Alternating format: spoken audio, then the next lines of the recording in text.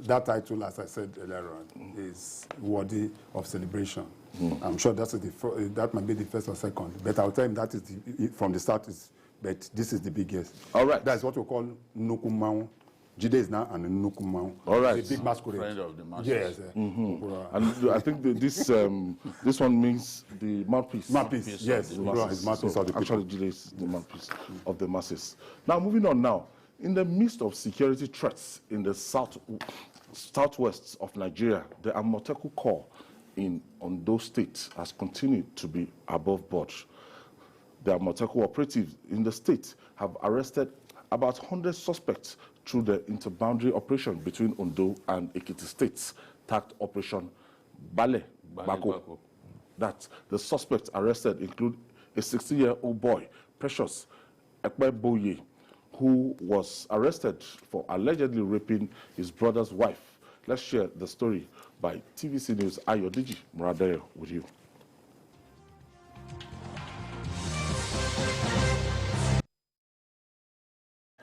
This parade of suspects came few days after the flag off of Operation Baligbako by Ondo and Osun commands of the Amotekun Corps. 100 suspects have been arrested during the operation between the two commands. While parading some of the suspects before journalists in Akure, the state commander of Amotekun, Adetuji Adeleye, said they were arrested for various offences such as kidnapping, armed robbery, vandalism, among others. You can see part of the dividends of the Amotekun commander said the command will continue to have synergy with other security agencies to make the state unsafe for criminals. You can see part of the dividends of the operation. These are part of the dividends of the operation. So it's yielding positive results. And what we are trying to do is to ensure that criminal activities are reduced to the barest minimum during this yellow tide period and after. Also paraded is this 16-year-old boy who was arrested for allegedly raping his brother's wife. The boy, who is believed to be a serial rapist, raped the victim at a farm settlement in Ondo West local government area of the state. What you're saying, in effect, is that criminals should look for somewhere else, not Ondo State. Residents see something, say something to us. Our distress call number remains 0807 999989. We assure you of 24 hours coverage. The Amotekun commander said the suspect will be charged to court as he reiterated the command's commitment to providing adequate security for people of the state before, during, and after the U-tide. Ayodeji Muradere, TVC News, Akure.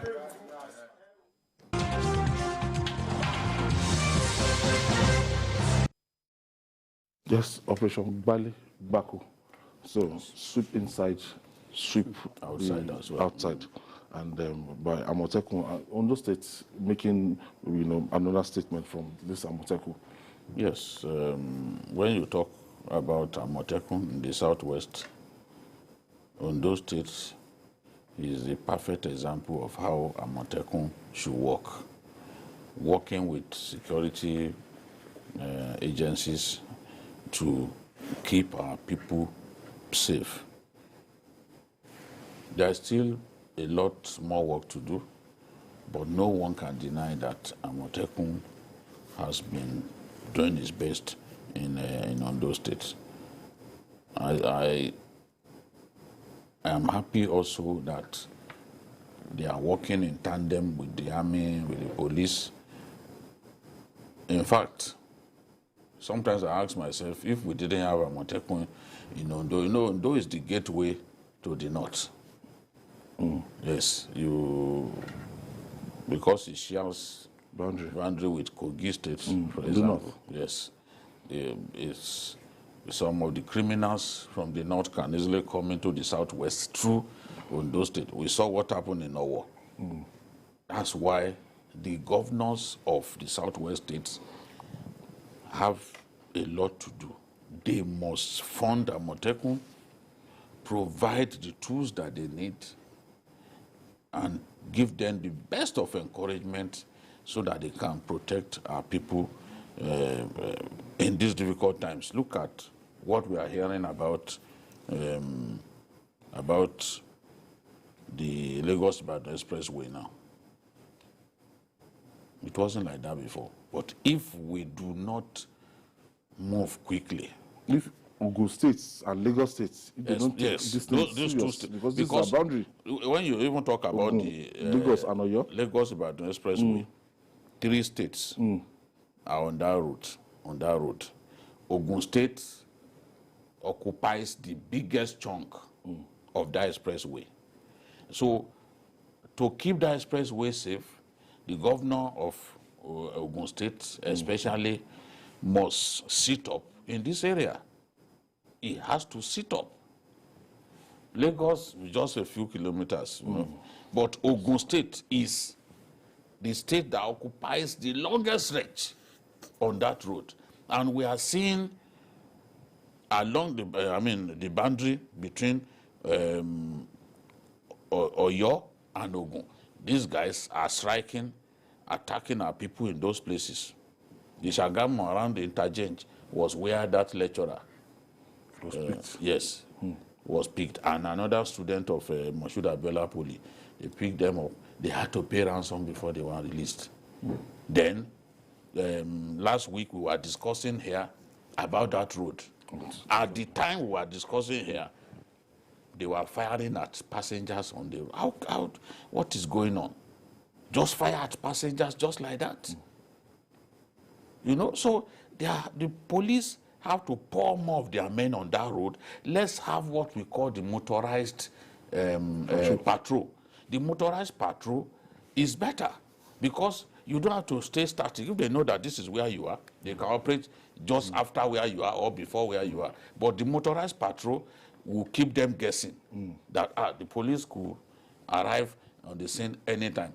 So we have got to protect the Southwest. The Southwest is the safest geopolitical zone in Nigeria.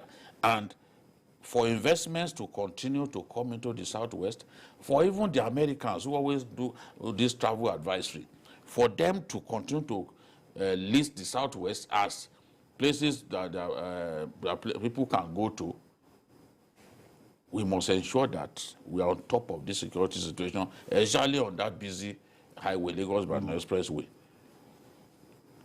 Second, so when you look at the Amotekun call now, you know, they are limited in terms of not being able to carry sophisticated firearms that can confront these kidnappers. But then, intelligence gathering, arresting these people, handing them over to the police, and with what they've achieved so far, it has been, you know, impressive. Yes, it has been, because what Amotekun has done, especially in Ondo State and to some extent in some part of Oyo State so far, is commendable.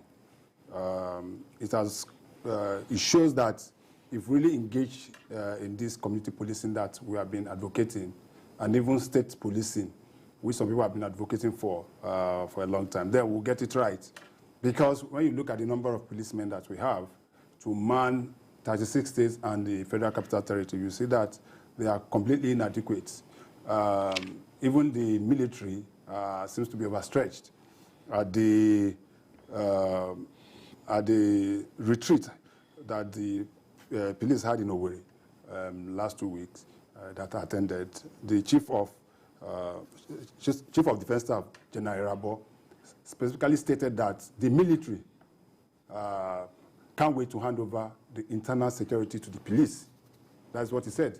The CDS that they cannot wait to hand over the internal security to the police so that they can face their main job, which is that of external aggression, I guess. But even at that, you come to look at it, just as Jude rightly said, that the Lagos-Ibadan is not safe any longer. This was a route that I moved on for 4 years. And from what we are hearing and what we are seeing, a lot of people are, and something seems to be happening. The Abuja-Kaduna Expressway is getting safer. Yes. So what I am thinking... Maybe they fled that place. So they fled from the Abuja-Kaduna express and come down south. And that is what is happening. So the governors of Lagos, the governors of Oyo State, Ogun, should do something. And the police, Inspector General of Police also do so. That we have to increase capacity in terms of intelligence gathering, as well as putting more men on ground to be able to make sure that. And very, very, to me, the saddest of that report is that 16-year-old boy. You can see the level at which social and parental this thing has come to play. A young boy of 16 years getting himself involved in that kind of a thing. Yorubas will say, "Kishoju lasan." Most of these things that they are doing is part of drug. I don't see any man, any person in his rightful sense to be engaging raping your own uncle's wife. Then something must be wrong with you. Influenced by something. Exactly. And also feel that with the new threat, what Governor Akeredolu have been saying of late, that Amotekun should be given enough opportunity to arm themselves with more sophisticated. Don't forget the Benue State governor will also be saying same, so that they can be able to assist. But the most important and beautiful part is that there is a synergy. You don't see, once they pick them up, they hand them over to the police, and that is what we have been saying, and that is what is happening.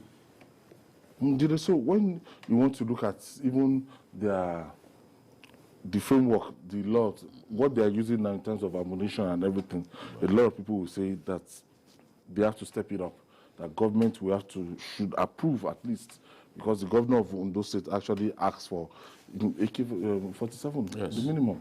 When you look at what happened in Owo, the kind of havoc that those guys brought on that community and in a church. These are terrorists, and terrorists arm themselves sufficiently.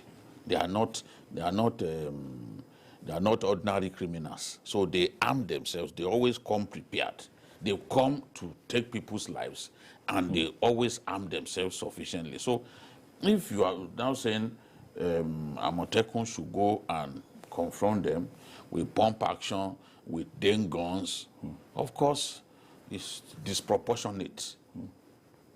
It's disproportionate violence. It has to be proportionate. What you are carrying, I'm carrying.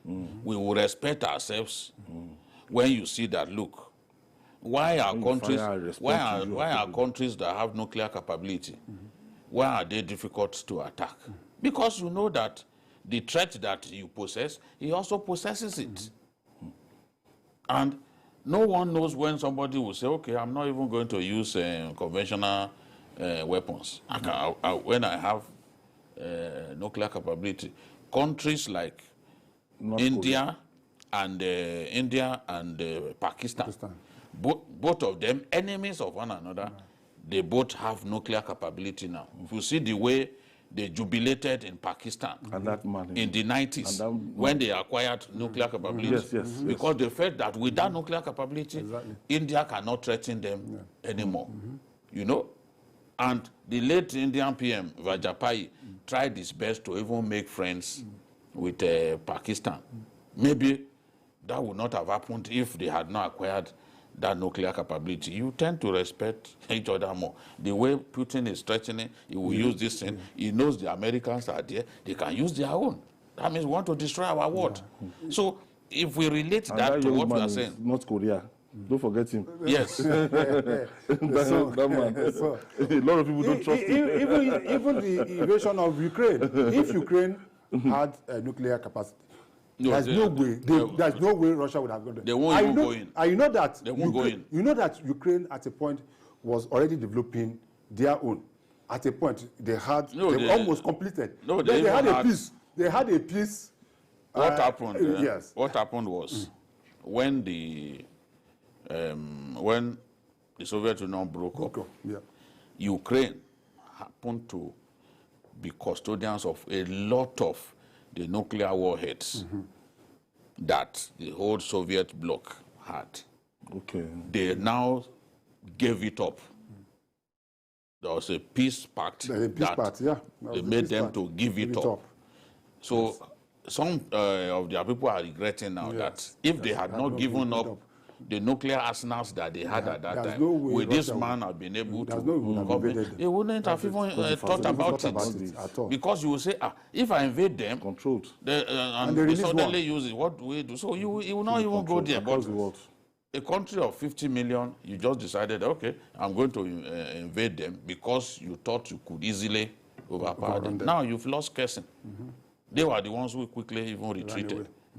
They had to run away from Kherson because the Ukrainians had killed so many of them. So Kherson, which happens to be one of the biggest among the regions that Russia annexed, has been lost. From there, they can move to others.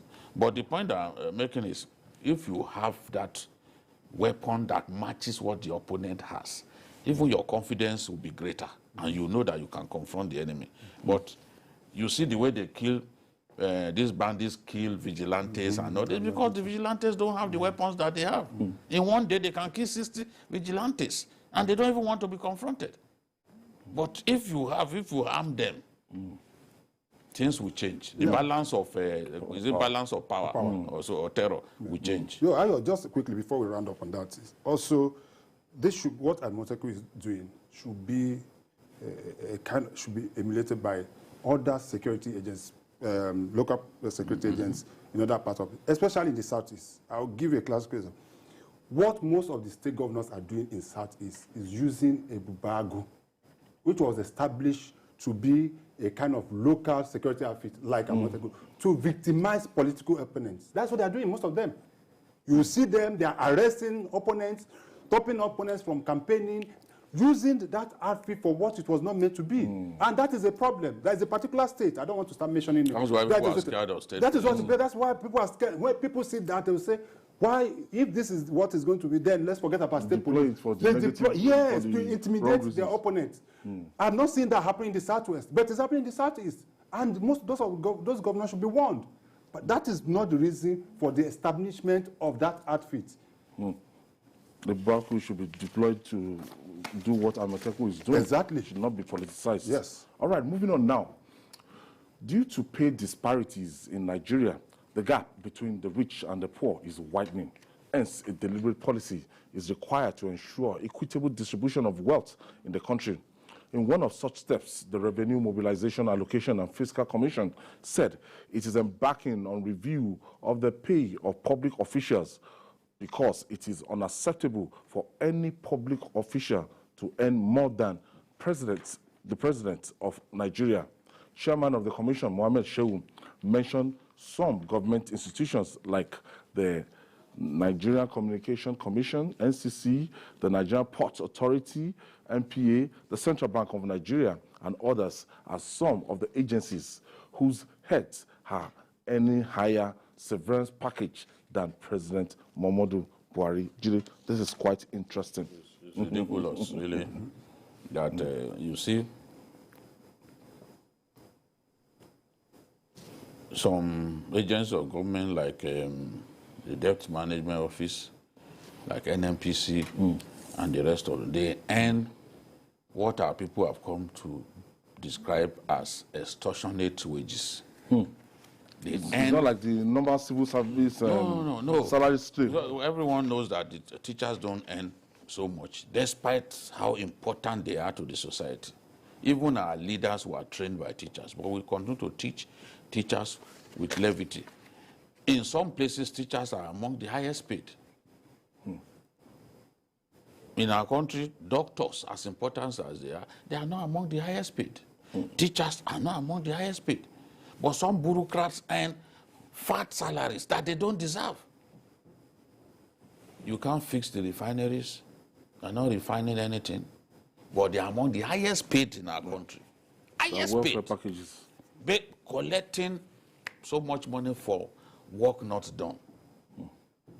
So if they can even be earning more than our president, is it not ridiculous? Is it not ridiculous? How did we even allow that to happen? And even the severance package too, higher than the severance package that the president is programmed to get, if I can use that word. So it makes no sense. They've got to sit down and take a second look at these things. Why in this, all of them are public servants. Why should some earn so much? That's why you see some people do their best. I want to work at Corporate Affairs Commission. I want to work at the Debt Management Office. I want to work at NNPCO. Because they know that the condition of service and the even issue of workers' welfare is not the same thing as you get in other areas.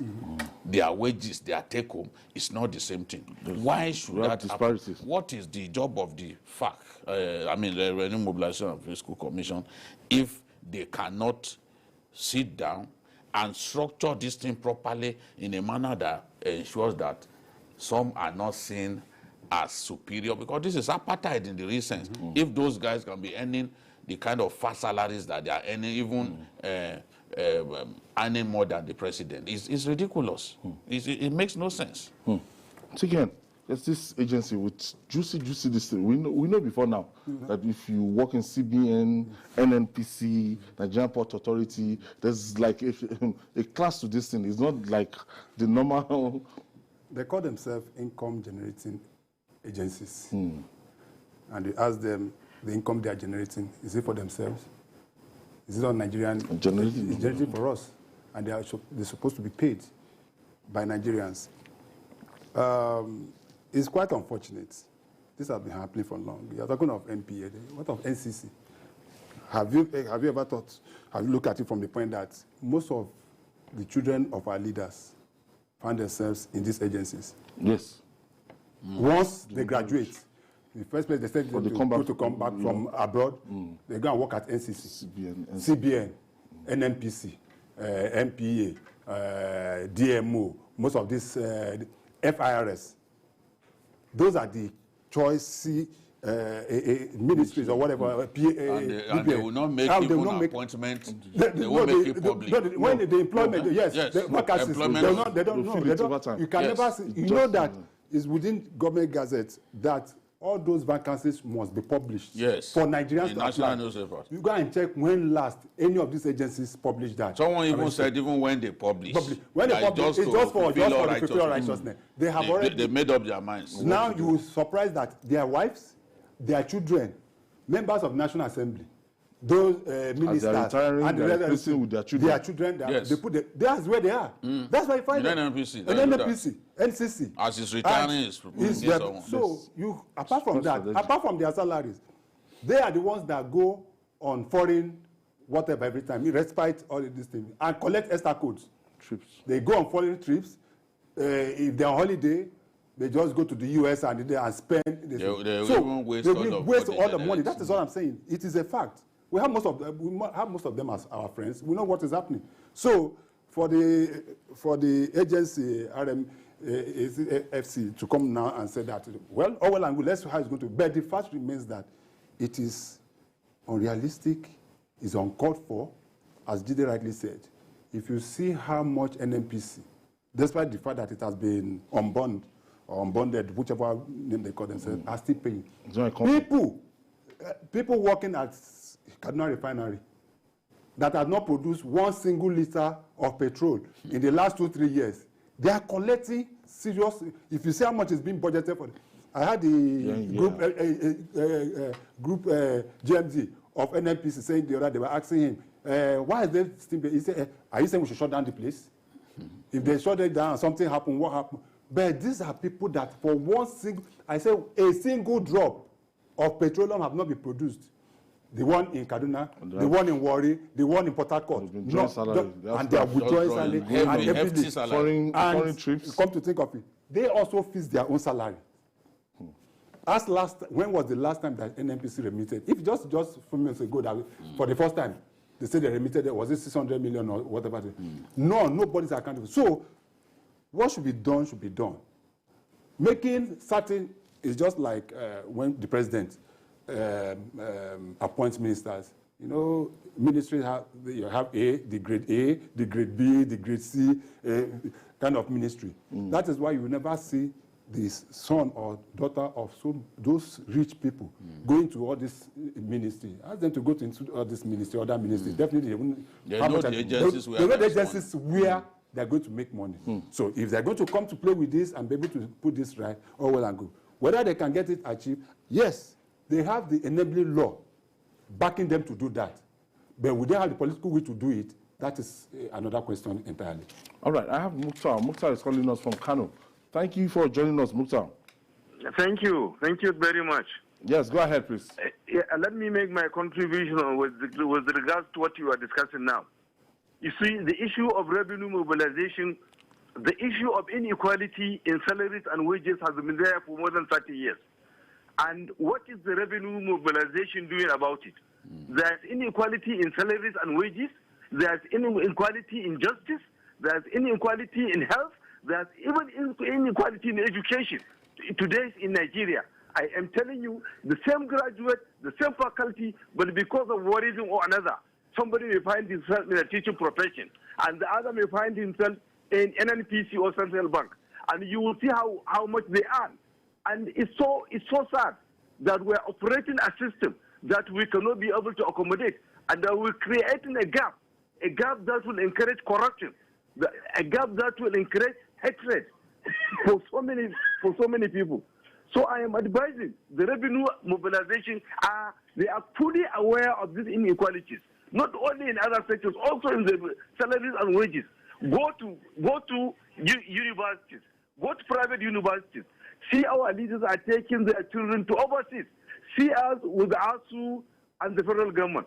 See us in the health sector. If you don't have money, you will die. And the president will fly to Europe, to America, to England for his health. And the poor. Thank you for your contribution, Mukhtar. Today, when you want to look at it, because this thing is saying that when you look at even the president's package, I've had to see their basic salary and everything.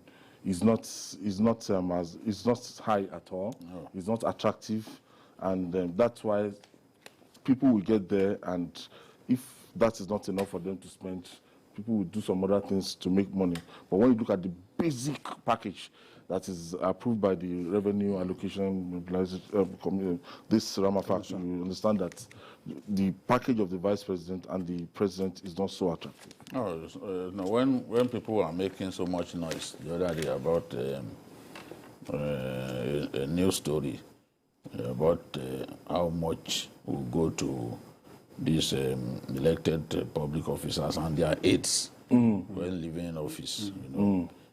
They didn't bear in mind the fact that even states were included. States, they thought, they just sensationalized, so you put it together. States, all the states, all the states, everything. By the time you now look at it, if you get the breakdown, when you read the story, it's not a lot of money. And now I'm sure that people, after seeing the severance package of the president, when it was announced, president, the VP, and when it was announced, I'm sure that the Revenue Mobilization Fiscal Commission must have been inundated by calls and with people complaining about what kind of system made it possible for someone working in an NPC, you know, to earn a surveillance package that is higher than that of his president. What is the work that they do? They've not been able to fix the refineries. We are heavily reliant on imported fuel. So I just hope that in the final analysis that they can take a costly look at this whole thing and streamline it. They've got to streamline it across the entire public service. We can't have apartheid in our own country. And accountability is far from. And, you know, one of the bane of this revenue mobilization, these people that fix salary. Yes. Now, they don't fix allowances. Yes. They just fix the basic packages. Now, when you now check all the allowances of National Assembly members and some other agencies, you now discover that it is these allowances that it's so humongous. It's called the basic salary might be nothing to write home about, but when you talk about all this, how do we make sure all this, is streamlined so that the cost to reduce the cost of governance? It's called peck of office. Peck of office. Yes. That's the word. Like the president traveling, the president traveling to England now for medical distance is part of. It is. It is embedded there. It is. A lot of people don't know this. But you have to understand that. This is entitlement. In as much as we are talking about those in these agencies, don't also forget that most often than not, despite what this agency have told us, we still don't know how much members of the National Assembly are spending. They will tell you, you know that for years. That's what the allowances. Since 1999, you know that. They'll tell you, oh, we are earning less than 1 million. No, we know their basic salary. Their basic is what they're telling us. The allowances, that's what I'm saying. The allowances, we don't know. And most often than not, what happens is the fact that, Nigerians are a very clever set of people. There have been, even within the ministries, the issue that is still being battled is the issue of ghost workers. If you know how much most of these directors, PAMSECs, and the rest are all the technology that all the technology that have been deployed, there are instances where you see some ministries are paying salaries to close to over 1,000, 2,000 people that are not working within those agencies. Where is that money going to? It's going to somebody's pocket. And that is an issue. But the fact still remains is that at the end of it all, what we are looking at the basics. What is the take-home of the president? What's the take-home of a governor? What's the take-home? Now, you can, for some top executives like governors, some receive salaries for life. Some receive other perks of office for life. There are some people that finished from being governors, they went to the Senate. They are still receiving their whatever salaries or gratuity or whatever you call it, gratuity as governors. And they will get severance package. They get severance package, and they are the National Assembly. They are still receiving. That's like double gratuity. That is it, double gratuity. That is areas I think that they should be looking at. Yes, this same system, this same system, and nobody's talking about it. There are some governors I know of that in some states that every 2 years. They give them to Prados, change their vehicle, change their this and medical the rest of them, facility abroad. They are still senators. They will still receive from the one that is being given at the National Assembly. That is why some people have been saying that this thing should be more of governance. The cost of governance, part of our problem is also cost of governance. It's too high. The presidential system of government we are running is not the... Look at the U.S. just had a midterm election. And that I think what we should be doing every 2 years. We call these people to question and say, come again, let us face. Look at what's happening in the U.S. You've seen what has been happening between the Democrats and the Republicans. Most of the people that believed and thought that they've got it all, it was supposed to be a red wave or whatever they called it. But you could be shocked that some of those that have been there before and thought that, oh, it's our birthright, they didn't get it. Some senators and some people in our political believe that is their birthright. Once I'm a governor, I must take up a senatorial seat. Okay. I have Adedeji from Osogbo in Osun State. Deji. All right. Moving on now. The Stockholm Syndrome is a psychological response which occurs when hostages or victims of abuse bond with their captors and abusers or develop affection for them. It appears such situation is on the hand in our hands in Nigeria. The Inspector General of Police, IGP Usman Baba Akali, said some of the rescued Chibok girls, particularly those who have been put in the family way, always made moves to return to their abductors under different guises. Speaking in Abuja, the IGP, who justified police negotiations to secure release of kidnapped victims, confirmed the arrest of some suspects in connection with the recent terror alert in Abuja. He stated that plans are on the way to prosecute them after necessary investigations.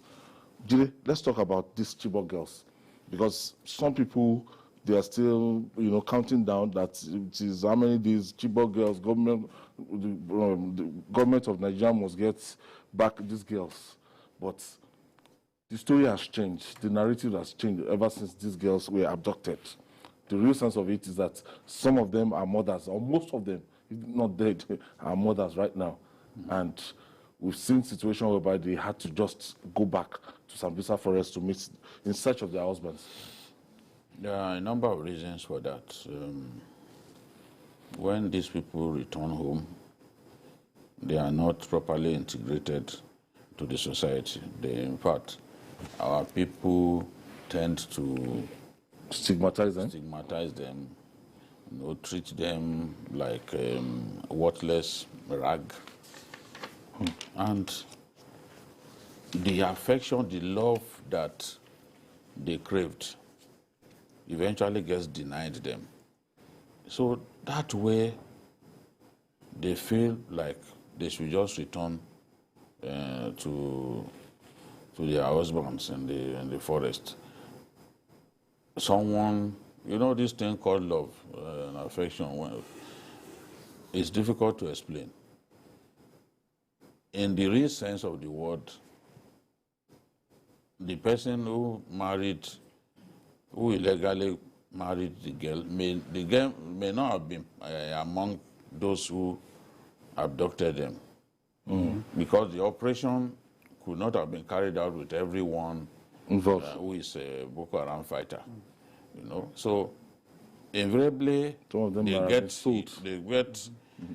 so used to their husbands in the forest, do everything together, talk about life, they even plan with them. The hatred that they had for the Boko Haram group initially would have been watered down by the relationship between husband and wife. It's the person, these guys were young, they were 15, 16 at that time. So at that point, it's easy to brainwash them, promise them all kinds of things and all that. So when they now return to the society, or the society doesn't integrate them properly, we've seen some girls that were released and then sent abroad to school. No, a graduate. Yes, they are graduates. That's a success story. But what this means is that we have to monitor them. When we secure their release like that, we have to also monitor them. How are they doing in their families? How have they been received? If their families don't receive them very well, because even the issue of trust comes in. We've seen someone who left the forest, came into town, and eventually killed his father, sold his cows, and returned to the forest. So these stories are there. So people will treat them with extreme caution because they are not sure that they've severed their relationship totally with the terrorists. So that's the point. The reason a lot of them are going back. In fact, if some have their way, and I've seen the video of some Chibok girls who said they have no plan, they don't want to go home. Those ones, they were even carrying guns in that video. They've been totally brainwashed. They now see themselves as fighters, thoroughly brainwashed. The issue of freedom does not... Nigerian government or the normal people as enemies. They don't want to don't discuss it. They are married to commanders, because those married to commanders, they get more perks. They are better treated. They are radicalized. They are better treated than the ones who marry ordinary fighters. The spoils of war, when they attack communities, those spoils of war, the commanders take first and then extend to their wives. So wives of commanders are far better treated than wives of ordinary Boko Haram fighters. So some women in that category, so these guys in that category, will not feel that there's any need to go back. They've been used to that horrible life. They want to remain there. They think that even if they die, they are going to heaven. So I'm not surprised that this thing keeps happening. And this IG has shown that he's someone who speaks the truth. Usually, they don't even tell us that negotiations that they negotiate with terrorists or with bandits. But here is admitting that, yes, we negotiate. And it's not in all cases that you can use force. You know, negotiating and coming to lie to us that you rescue is illogical. People know situations in which you cannot rescue. So when you negotiate, why don't you come clean? Look at the general in Kesin. He explained why they had to withdraw. It is the one who withdraws that has his life intact to fight another day. You are not going to wait until those Ukrainians slaughter all of you. The man explained that, look, where we are now, we are safer there, behind the river. So I'm happy the IG said, yes, we negotiate, because it's not in all cases that we can rescue. So these lies that we are often told that, oh, we secure release, when actually you actually paid ransom. Remember the case of someone from Oyo State. He paid ransom with his own money, only for the police to claim that they actually rescued. Such nonsense should stop. We know that your hands can be tied in some situations. So what is the point? If it's the freedom of that person that we will appreciate. So if you can negotiate to make sure that someone's life is saved, why not? And that's what the IG has said. Stockholm syndrome. Yeah, it is. Love with your abductors, with your oppressor.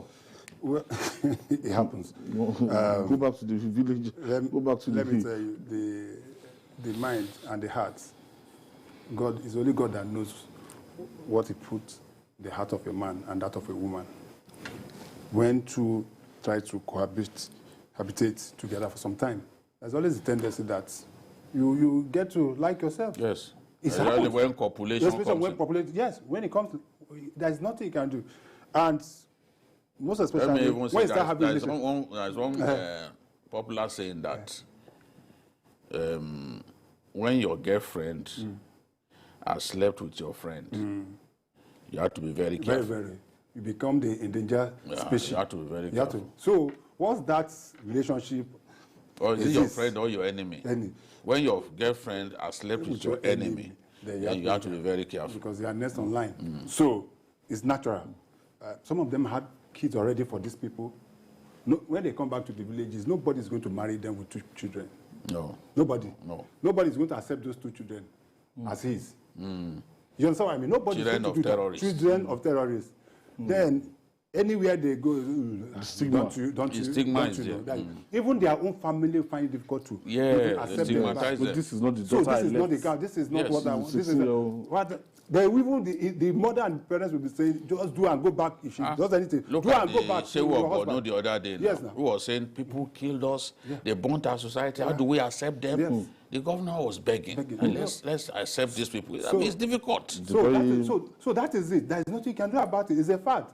Then also, even security agencies will be looking at them with some kind of, they'll be suspecting them whether they are going to place some under surveillance. Yes, they put them under surveillance, whether they are getting information, gathering information for their husband. So that in itself is a problem. But the second part of what we are treating is that the IG also admitted that some people have been arrested over the terror alert that was raised in Abuja, which also means that some of those alerts that were raised by certain countries.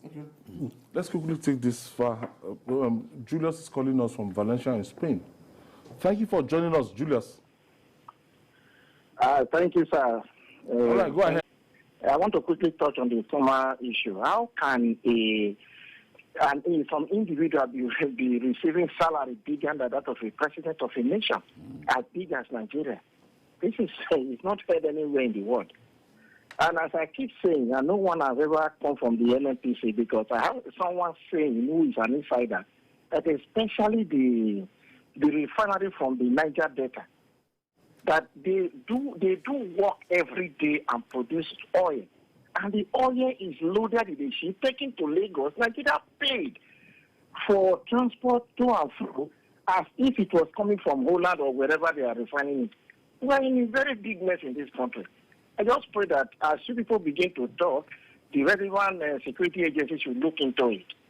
And whatsoever you people are saying now, I just thank God for every one of you. Chibok, God bless you. Thank you, everyone. I appreciate it. Thank you. Thank you. Thank you. Yes, so as I was saying, it goes to show that some of those red alerts that were raised by most of these embassies was not just genuine. Were genuine. Which is why some of us, especially in the media, were a bit taken aback by some of the comments of those in government.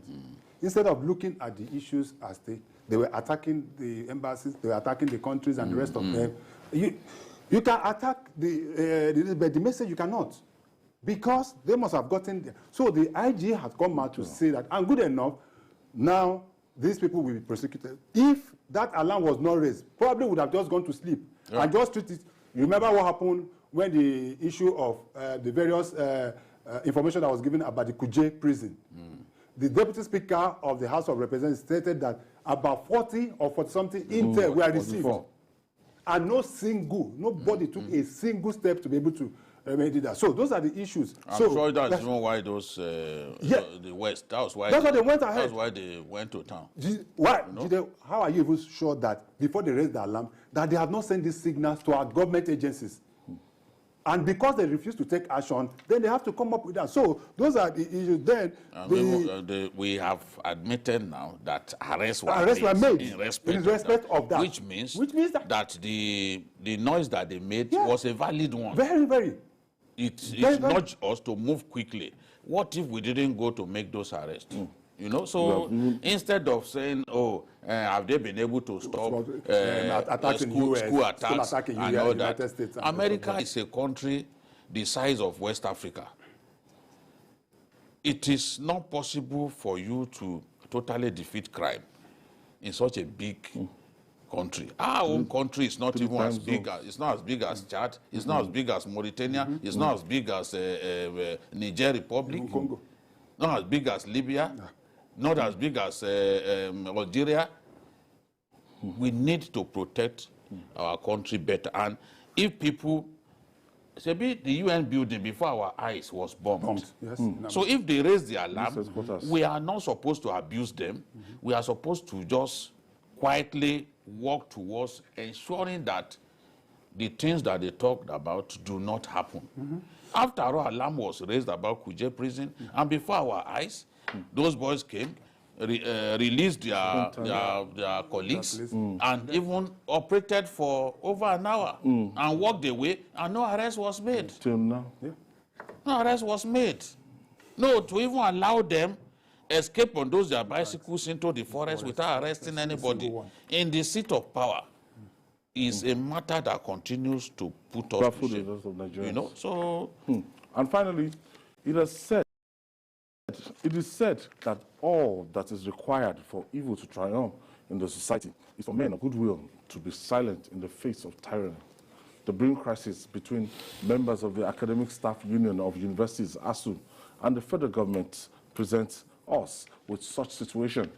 The senator representing Borno South Senatorial District, Ali Ndume, has asked government to resolve its disputes with ASUU to prevent collapse of the university system. Speaking with journalists in Maiduguri, Borno State, Senator Ndume described payment of half salary to the university lecturers as unjust and inhuman. He said there is no justification for not paying the lecturers their full salary. Jide, when we saw this story and we were able to confirm it, and we listened to what the excuse government gave, and a lot of people are still saying that it's not in good faith, that they're just coming back from a strike and they've not even been reintegrated or started the academic session fully in most of this university, and government is, had to continue to implement this no work, no pay principle. Well, I just hope that Speaker Gbajabiamila's interventions will not come to nothing, because there are people in this administration who do not want Gbajabiamila to take credit for the intervention and the leadership that he is showing at critical times.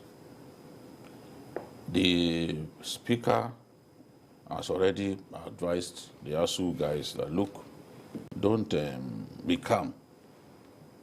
the president will do something about this. But we know that our president can be misled, and there are people in the administration who mislead the president on critical matters of state. That is their own work, for their own selfishness and elephant-sized ego to be massaged. This is what they do. Now, Ndume is saying, what are we even talking about? That if you are saying there's no money, part of the money that you spend on us as members of the National Assembly, take some of it, pay us allowances for the time that we sit. He said, after all, we don't sit every day. Pay us allowances for the time that we sit, and then pay these people, giving the impression that the deal that it's not Jonathan, Yaradua signed is a kind of deal that cannot be realized, is ridiculous. What is just a little over $1 trillion that you can pay over a long period? Yes. Nobody is saying bring all the money today. You are now making it look like it's an impossible condition to meet. And we are leaving the universities in the state in which they are. Even UNILAG, as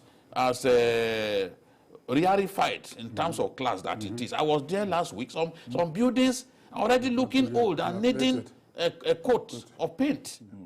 Some buildings are already looking very old. But it's a lot worse in some of the universities. Because UNILAG probably has the richest alumni in the country. They can fund a lot of what is going on in the school. But others that don't have, and they require funding. So the 1.2 trillion that they are saying they should spend on infrastructure to freshen up infrastructure. No one can tell me that is a demand that is unrealizable.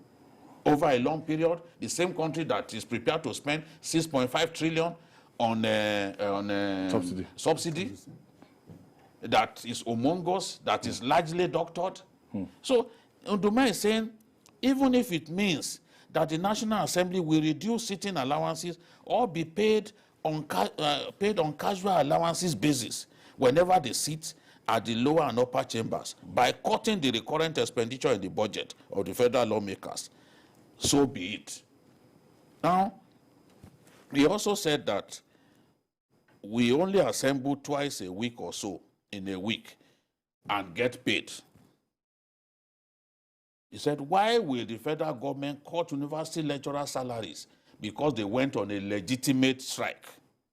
Constitutionally, they are fighting for their rights and privileges. This is a national lawmaker saying this, that look, when you go on strike, you are fighting for your rights. It's not a new thing for people to go on strike. And we are saying that this thing was personalized.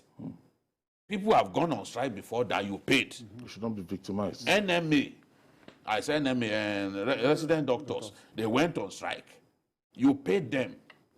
ASUU's case is even different because the time lost. And as long, there is always a school calendar. Yes. There are a number of weeks that you must complete in school before a semester can end, before you can start your examination. And that time that was lost, you will come back when you resume. You know, in the past, when they go on strike, they just come out, they say, come and do exam. But it changed. I think it was Jubril Aminu that said, no, this will not happen. Whatever time, because in those days, students will go on riot, they will close school. When they come, they say, come and do exam. Jubril Aminu said, no, that time that you need to spend before you can complete your university education, you must spend it. So when you come back, classes resume. The number of weeks that you must spend before a semester is deemed to have ended, you have to spend it. So which means that those lecturers, even for the time that they were not in school, they will still work. They will still have to do the work that they didn't do. Secondly, some of them were they had postgraduate students that they were supervising. Those ones, during the strike, they were still supervising them. Yes. Some of them were attending conferences. At any time, even during that strike, if you go to Unilag, you see the place always heaving with activities. It's because the job of the lecturer is not simply to teach. It doesn't end at teaching. His job is also research. Attending conferences and all that. So even during that time of the strike, Unilag Senate. That was when they sat and even appointed a new VC. So these things, I just don't understand why ASUU's case had to be different. Now, there was something that I stumbled on before I round up. During the budget defense, one lawmaker, Agundi from Kano, said research institutes in our country, they listed those research institutes: Academic Staff Union of Research Institutions, ASUU, Senior Staff Association, Non-Academic Staff Union of those research institutions. They've been on strike for 13 months, Ayo. 13? Yes. You know, people were saying, oh, research institutions are on strike, you are paying them. Do you know what? They expended their budget for this year. So the lawmakers were saying, you people have been on strike for 13 months, yet you have expended your budget. They were paying them throughout, paying salaries, paying everything. Are those people working in the research institutes, are they better than ASUU people? And what are the demands that they are making? They say improve our welfare. Then let us be able to benefit from TED fund in terms of research, grant, and all that. And they've been on strike for 13 months. How did you even allow people to stay on strike for that long? And then during the period, you are paying them salary. But it came to ASUU, you said you will not pay. You are making us think that, oh, you respect the law, you obey the law. Law that you bend the way you like, that you apply just the way you like. If you can leave people to not work for 13 months and you pay them, the might even say, during the COVID, people were staying at home, they were not working and you paid. So if the law was to ensure that nobody should be paid if it didn't work, why did you pay people during COVID when they were sitting in their houses? So yeah, it's a big irony that this will be happening immediately after 8 months of strike. Already the academic calendar for this year has been tampered with. So we are facing the prospect of these guys coming back and they might resume their strike again. First and foremost, I have to commend Senator Ndume for that intervention. He's the chairman of one of the committees in the military. Army. He's not even involved in education. That is one. Secondly, I hope his colleagues won't come after him for speaking truth to power. Used to it. So he was suspended. They suspended. So you always know that he will speak truth to power, irrespective of. But my opinion is that I think the Minister of Labour has a personal grudge, or I don't know how to put it, in this issue as it concerns ASUU. And the way it's going, mark it. Dr. Chris Ngige may go down as the worst Minister of Labour that Nigeria ever has since 1960. Because I don't know what his problem. He is the one, he was quick to come out to defend why ASUU was paid half salary. The question you ask him, Chris Ngige, even as a minister, does he go to work every day? When you go to his office, at the secretary or whatever his office, is there every minute? That is one. Two, you also now ask yourself, the Minister of Education, I've not heard from him.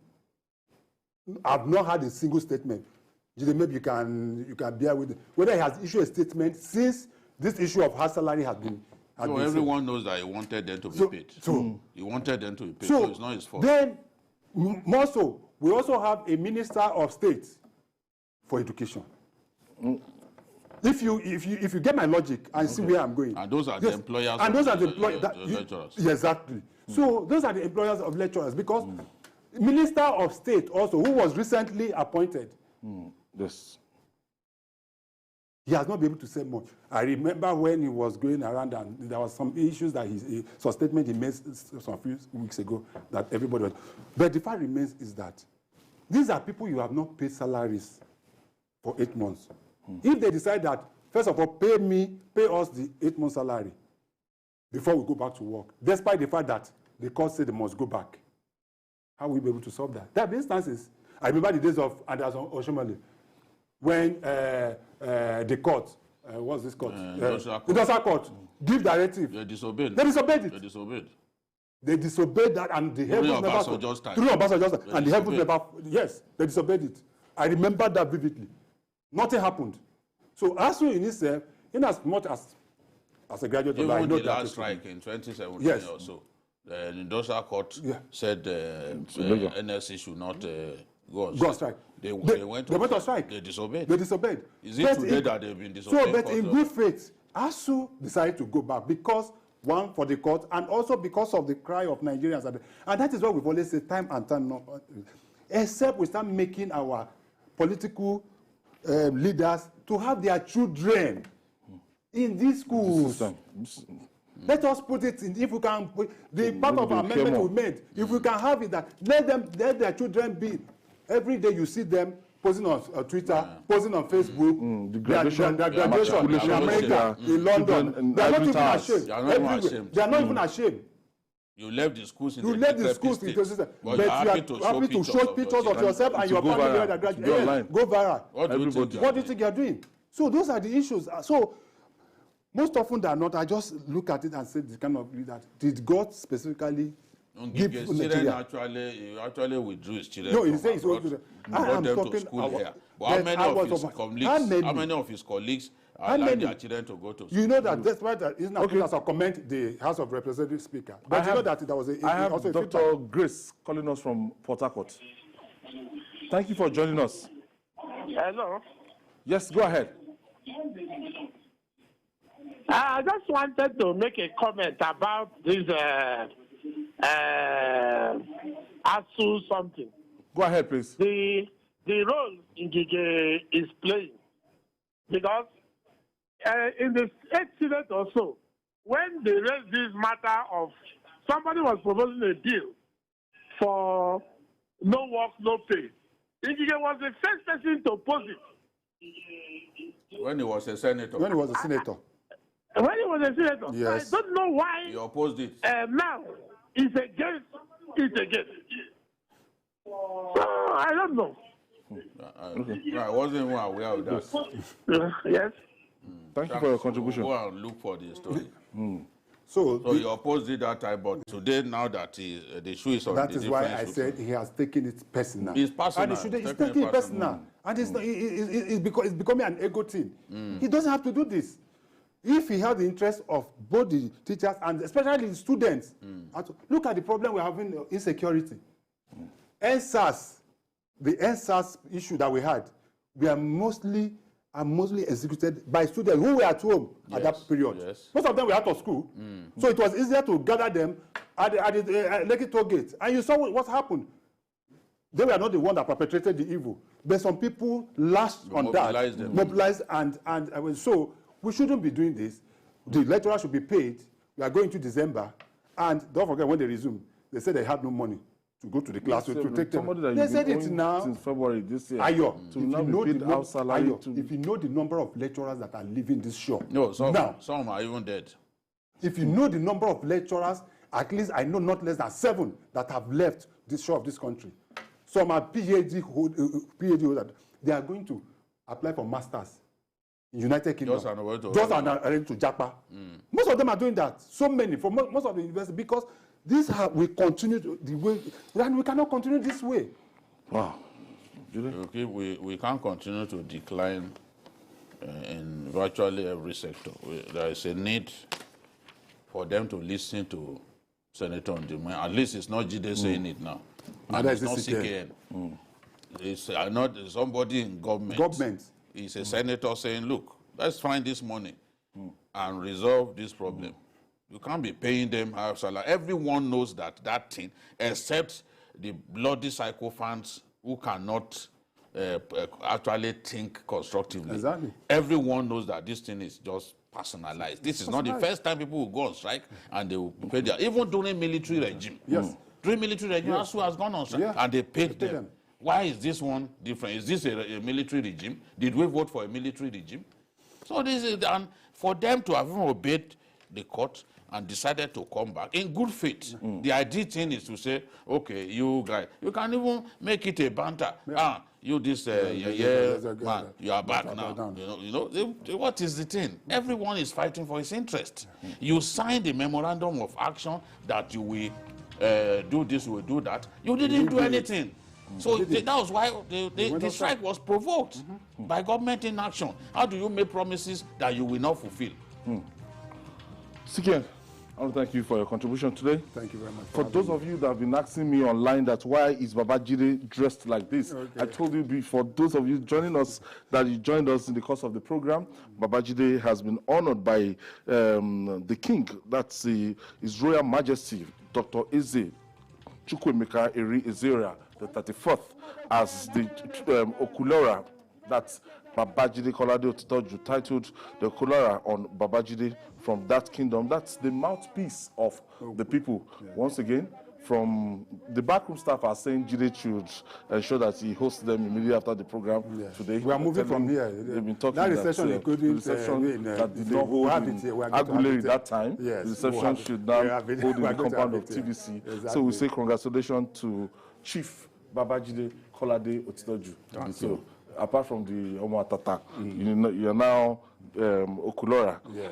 From that Okulora. Yes. That's the mouthpiece of the people. All right. Yes. Welcome to the club. Aguleri. Congratulations. Thank you. Thank you so much. All right. And that's our package this Sunday. Join us tomorrow for the regular episode of the program at 5 p.m. You can watch the repeat broadcast tonight at 11:30 p.m. We're on YouTube, youtube.com/TVC News Nigeria. I'm Ayodele Ozubakun. See you tomorrow, and God bless Nigeria.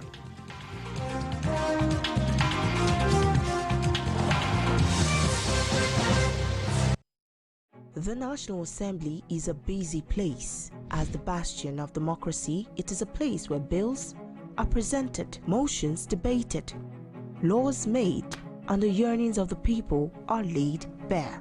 Come with us as we take you through the workings of the National Assembly. We take you through plenary, committee meetings, and probes, all to ensure smooth working of the democratic process.